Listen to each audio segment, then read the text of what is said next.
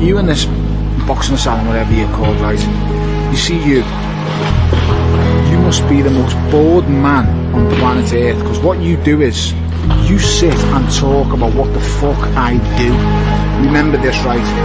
What you talk about, I do. I do it. You talk about it, I do it. So that gives me the right to say whatever I want about what I do. It doesn't give you the right because you don't do it. Now, if you show me a video of you doing it and doing it at the level I do it at, then maybe you can have a say. But remember this, I fight, you watch. It's that simple. That's all it's about. I fight, you watch. No one gives a shit about what you say or what you do, but they give a shit about me because I fight. I don't watch. Simple as that. Your podcast isn't worth a carrot. I don't give a shit what you say, what you do. If you've got something to say to me, I'm not hard to find. I'm usually on the front row at boxing events. Come and say hello, or come and say to me what you'd say to me on your daft podcast. But remember this, I get more views with a fart than what you get with a 2-hour podcast. On that note,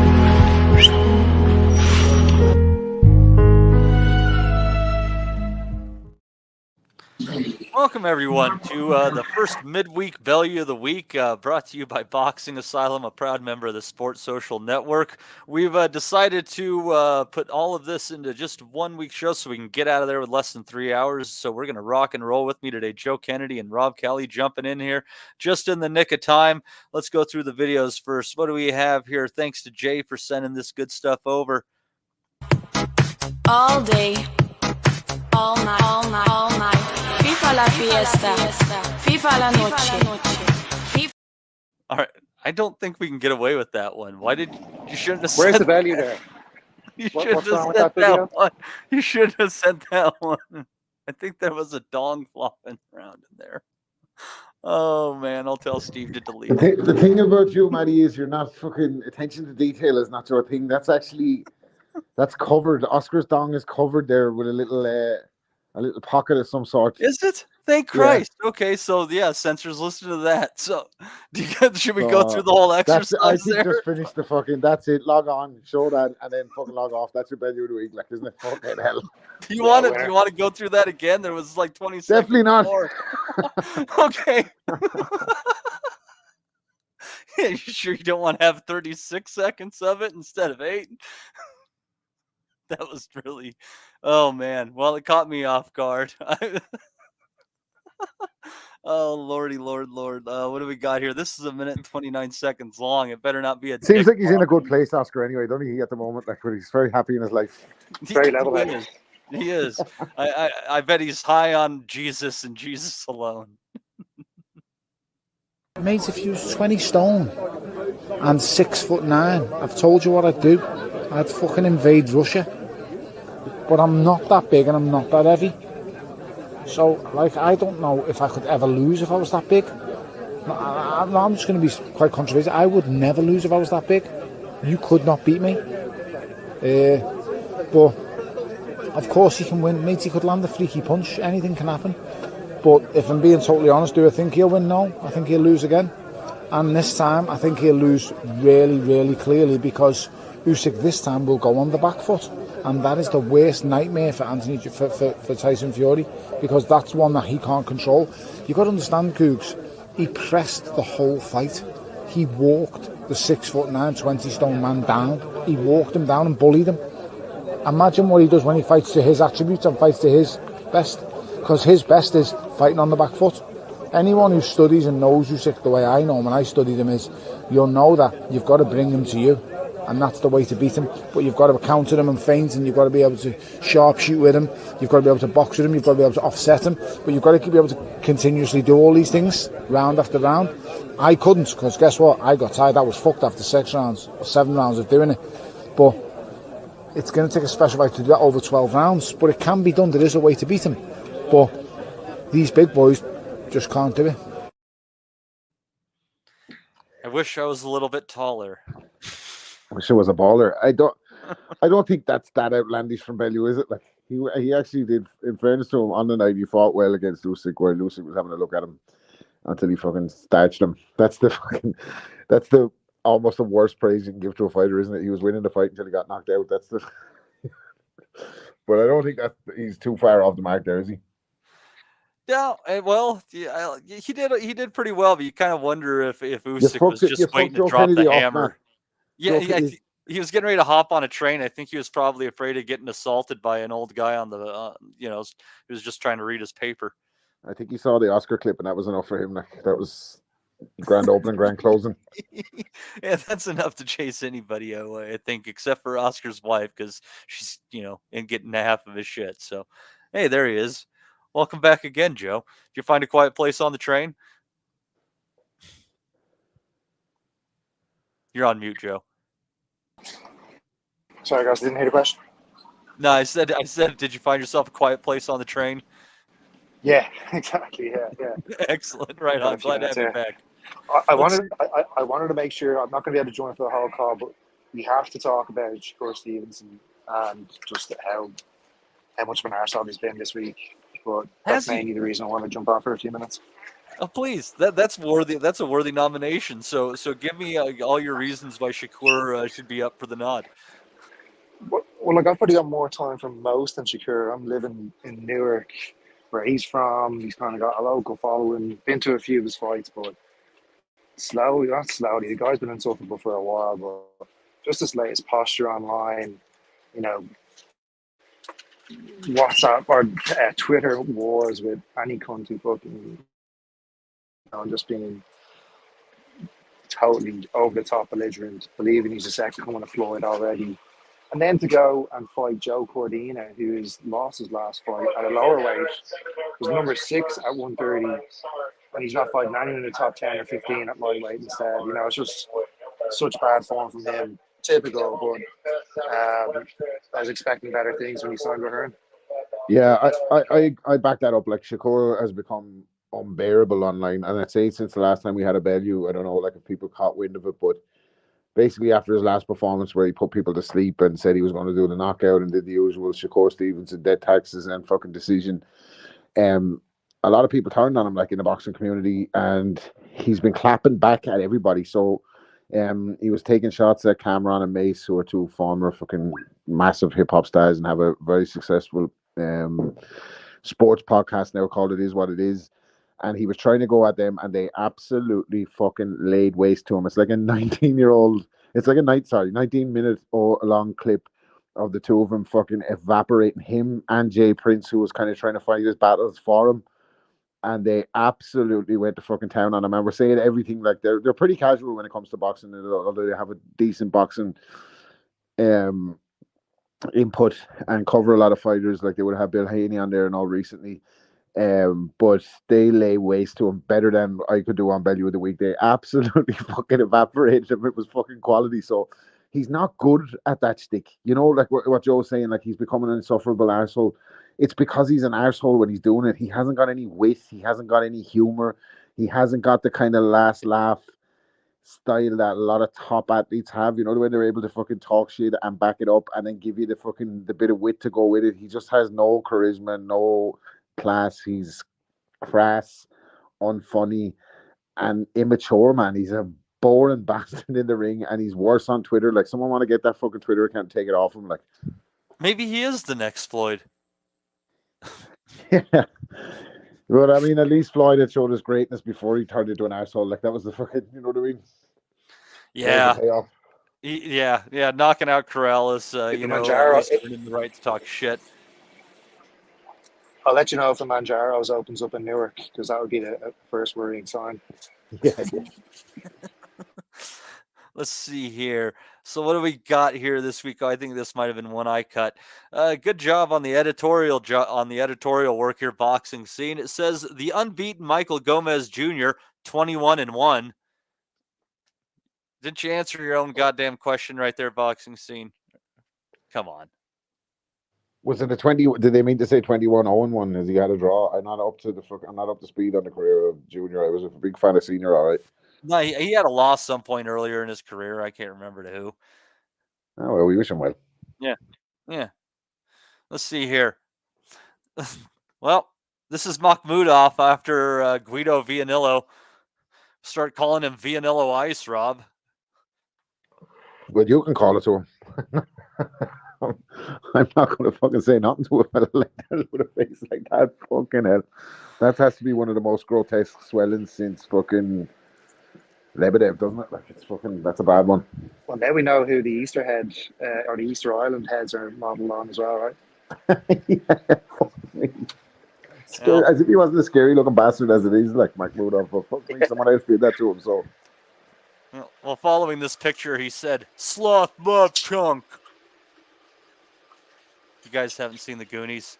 Of course. What are you talking about? Goonies never die, asshole. Thank Christ. All right.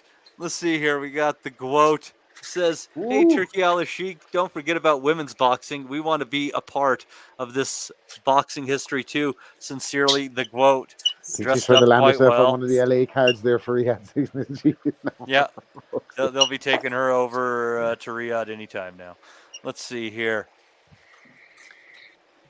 Gareth A. Davies. Let's see here. Who is he with there?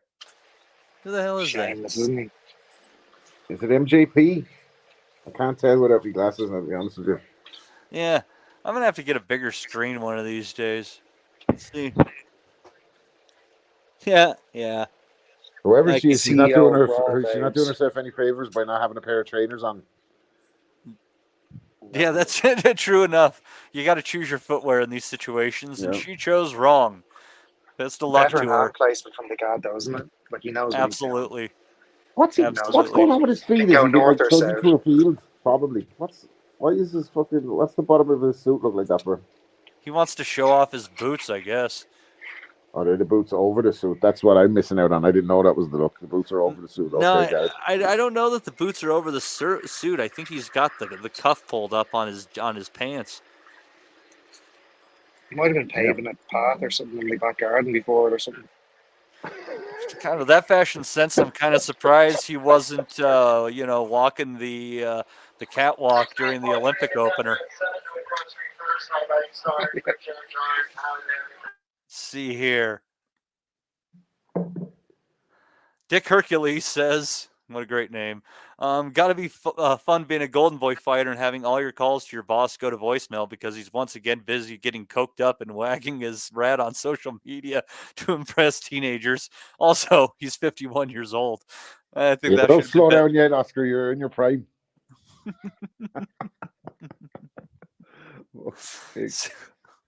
Let's see here. We got Big John, who has been brought in for Big Fat Quiz Bosch. That's right.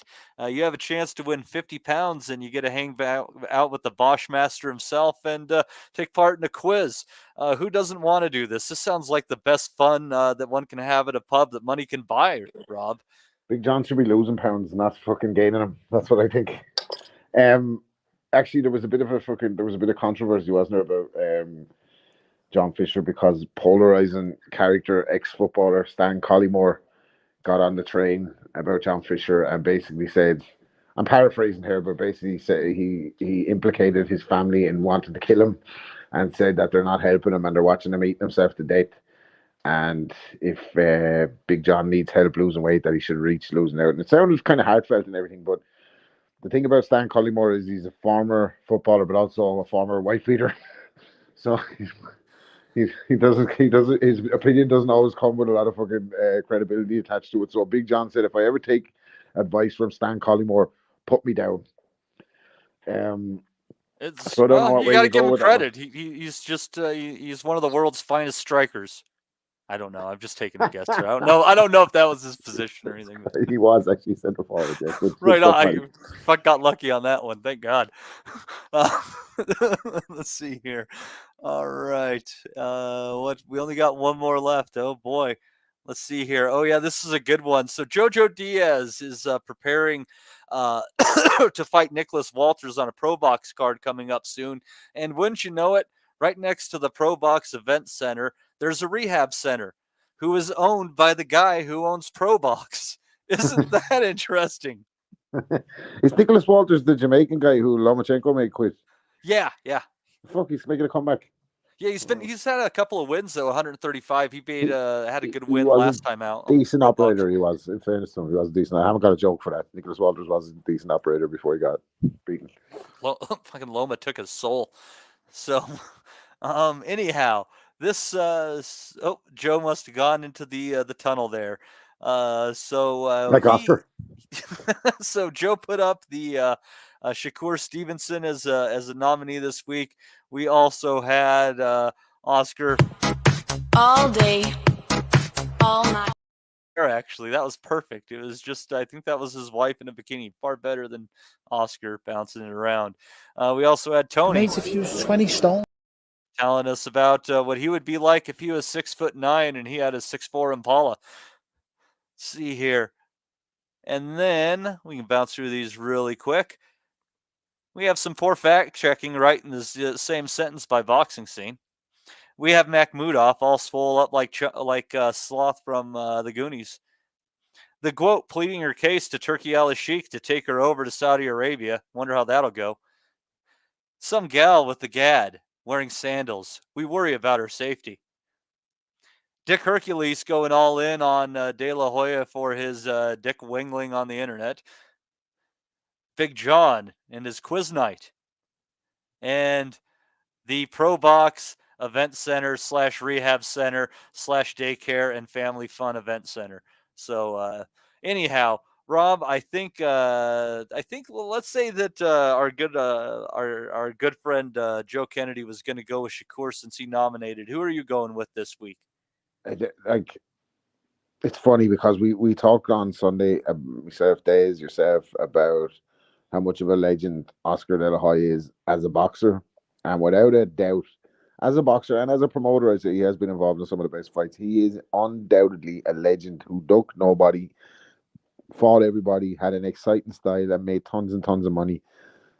Yeah, he made a couple of wrong turns, but he owns it, doesn't he? Like, he owns his shit, and I suppose, like, do you know what? Like, we can all fucking poke fun at Oscar and all. He's got more money than all of us. He's fucking taking more drugs than all of us. He's got his little wife or whatever. He's happy enough with her, it seems. It's sad seeing him, but at the end of the day, after seeing him on the Shannon Sharp podcast, Oscar seems like he's just fucking having fun, man. Like, yeah, it might be cocaine induced fun, but he's having fun, and I'm not one to fucking knock him. He doesn't owe boxing anything, Oscar. So while he gets a Bellew a week for jumping around with his little knob, bouncing up and down, beside his fucking 25-year-old fucking plastic wife while they're high as fuck on cocaine, I kind of don't want to give him a nomination for that. It's, you know what I mean? It just sounds like a fun time, like.